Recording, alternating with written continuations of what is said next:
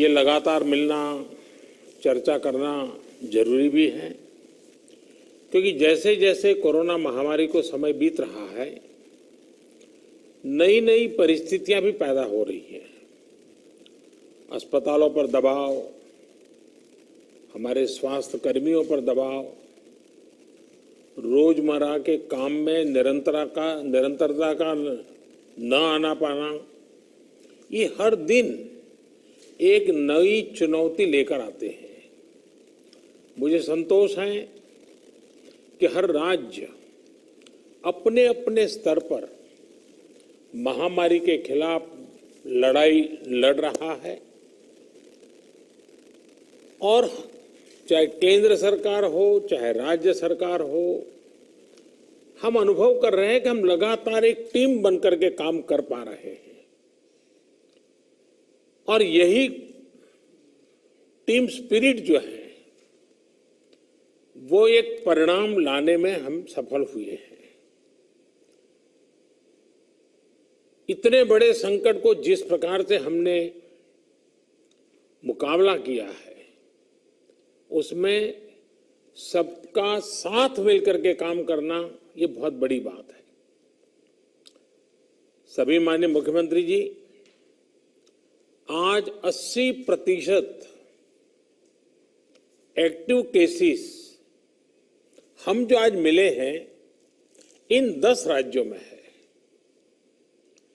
और इसलिए कोरोना के खिलाफ लड़ाई में इन सभी राज्यों की भूमिका बहुत बड़ी हो जाती है। आज देश में एक्टिव केसेस 6 लाख से ज्यादा हो चुके हैं, जिनमें से ज्यादातर मामले हमारे इन 10 राज्यों में ही है। इसलिए ये आवश्यकता लगी कि इन 10 राज्यों के एक साथ बैठ करके हम समीक्षा करें, चर्चा करें, और उनकी जो बेस्ट प्रैक्टिसेस है, उन्होंने किस किस प्रकार के नए इनिशिएटिव लिए हैं, वे सबके ध्यान में आए, क्योंकि हर कोई अपने अपने तरीके से प्रयास कर ही रहा है। और आज की इस चर्चा से हमें एक दूसरे के अनुभवों से काफी कुछ सीखने को, समझने को मिला है। कहीं न कहीं ये एक भाव आज निकल कर आया है कि अगर हम मिलकर अपने इन 10 राज्यों में कोरोना को हरा देते हैं तो देश भी जीत जाएगा। साथियों, टेस्टिंग की संख्या बढ़कर हर दिन 7 लाख तक पहुंच चुकी है और लगातार बढ़ भी रही है। इससे संक्रमण को पहचानने और रोकने में जो मदद मिल रही है, आज हम उसके परिणाम देख रहे हैं। हमारे यहां एवरेज फर्टिलिटी रेट पहले भी दुनिया के मुकाबले काफी कम था। संतोष की बात है कि ये लगातार और कम हो रहा है। एक्टिव केसेस का प्रतिशत कम हुआ है। रिकवरी रेट लगातार बढ़ता जा रहा है, सुधरता जा रहा है। तो इसका अर्थ यह है कि हमारे प्रयास कारगर सिद्ध हो रहे हैं। सबसे अहम बात यह है कि इससे लोगों के बीच भी एक भरोसा बढ़ा है, आत्मविश्वास बढ़ा है, और डर का माहौल भी कुछ कम हुआ है। और जैसे जैसे हम टेस्टिंग को बढ़ाते जाएंगे, हमारी ये सफलता आगे और भी बड़ी होगी और एक संतोष का भाव हमको अनुभव होगा। हमने मृत्यु दर को 1% से भी नीचे लाने का जो लक्ष्य रखा है, इसे भी अगर हम थोड़ा और प्रयास करें, बड़े फोकस में प्रयास करें, तो वो लक्ष्य भी हम हासिल कर सकते हैं। अब आगे हमें क्या करना है, कैसे बढ़ना है, इसे लेकर भी काफी स्पष्टता हमारे बीच में भी उभर करके आई और एक प्रकार से ग्रास रूट लेवल तक सब लोगों के दिमाग में पहुंच गया। अभी क्या करना है, कैसे करना है, कब करना है, बात हिंदुस्तान के नागरिक तक हम पहुंचा पाए हैं। अब देखिए, जिन राज्यों में टेस्टिंग रेट कम है और जहां पॉजिटिव रेट ज्यादा है, वहां टेस्टिंग बढ़ाने की जरूरत सामने आई है। खासतौर पर बिहार, गुजरात, यूपी, पश्चिम बंगाल और तेलंगाना, यहां टेस्टिंग बढ़ाने पर खास बल देने की बात हम लोगों की बातचीत में से उभर करके आ रही है। साथियों, अब तक का हमारा अनुभव है कि कोरोना के खिलाफ कंटेनमेंट, कॉन्टैक्ट ट्रेसिंग और सर्वेलेंस, ये सबसे प्रभावी हथियार है। अब जनता भी इस बात को समझ रही है, लोग पूरी तरह सहयोग भी कर रहे हैं। ये जागरूकता की हमारी कोशिशों से एक अच्छे परिणाम की तरफ हम आगे बढ़े हैं। हम क्वारंटाइन की व्यवस्था इसी वजह से आज इतने अच्छे तरीके से लागू कर पा रहे हैं। एक्सपर्ट्स अब ये कह रहे हैं कि अगर हम शुरुआत के 72 घंटे में ही केसेस की पहचान कर ले तो ये संक्रमण काफी हद तक धीमा हो जाता है।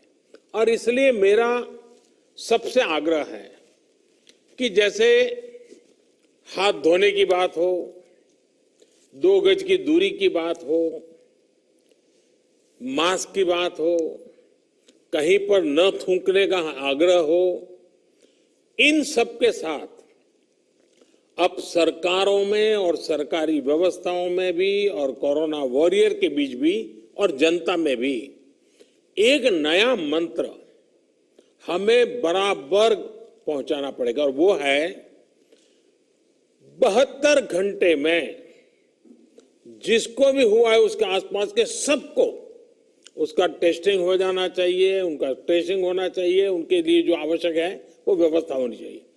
अगर ये 72 घंटे वाली फॉर्मूला पर हम बल देते हैं तो आप मानिए कि बाकी जो जो चीजें हैं उसके साथ अब इसको जोड़ देना है कि 72 घंटे के भीतर भीतर इन सारे कामों को कर लेना है। आज टेस्टिंग नेटवर्क के अलावा आरोग्य सेतु ऐप भी हमारे पास है। आरोग्य सेतु की मदद से अगर हमारी एक टीम रेगुलरली उसका एनालिसिस करे तो बहुत आसानी से किस एरिया से शिकायत आ रही है हम पहुंच सकते हैं। हमने देखा कि हरियाणा के कुछ जिले, उत्तर प्रदेश के कुछ जिले और दिल्ली, एक ऐसा कालखंड आया कि बड़ी चिंता का विषय बन गया। सरकार ने भी दिल्ली में ऐसी घोषणा की कि लग रहा था कि बड़ा संकट पैदा होगा।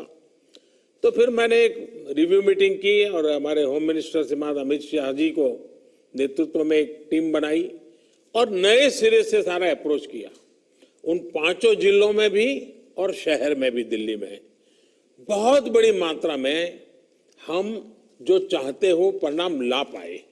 मैं समझता हूं कि कितना ही बड़ा कठिन चित्र दिखता हो, लेकिन सिस्टमेटिक तरीके से अगर आगे बढ़ते हैं तो चीजों को हम हफ्ते 10 दिन में अपने तरफ मोड़ सकते हैं।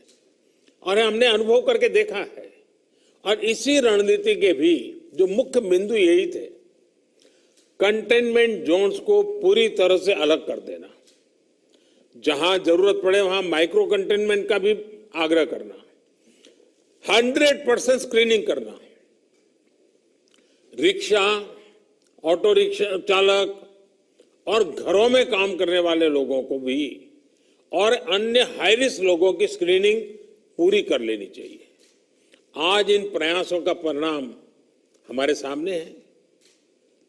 हॉस्पिटल्स में बेहतर मैनेजमेंट, आईसीयू बेड्स की संख्या बढ़ाने जैसे प्रयासों ने भी बहुत मदद की है।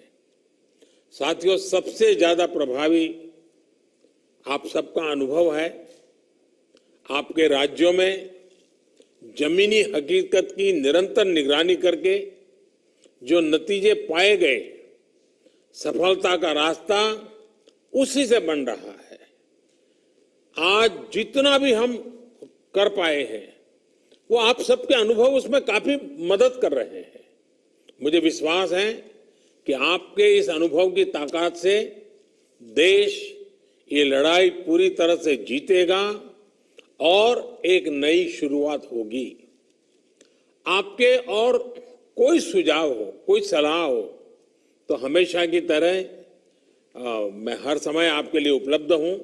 आप जरूर बताइए और मैं आपको विश्वास दिलाता हूं, सरकार के सभी अधिकारी भी आज मौजूद थे। जिन जिन बातों का आपने जिक्र किया है, जिसकी चिंता करने के लिए कहा है, टीम पूरी तरह तुरंत ही उसको आगे बढ़ाएगी। लेकिन हम जानते हैं कि ये जो कालखंड होता है सावन भादो और दिवाली तक का, तो कुछ बीमारी का और बीमारियों का भी माहौल बन जाता है, उसको भी हमें संभालना है। लेकिन मुझे विश्वास है कि हम जो 1% से नीचे मृत्यु दर लाने का लक्ष्य, रिकवरी रेट तेजी से बढ़ाने का लक्ष्य, 72 घंटे में सारे कांटेक्ट पर्सन को तक पहुंच करके उनकी व्यवस्था करना, इन मंत्रों को लेकर के अगर हम थोड़ा फोकस एक्टिविटी करेंगे तो हमारे जो 10 राज्य जहां पर 80% केसेस हैं, हमारे 10 राज्य जहां 82% मृत्यु है, हम 10 राज्य इस पूरी स्थिति को पलट सकते हैं। हम 10 राज्य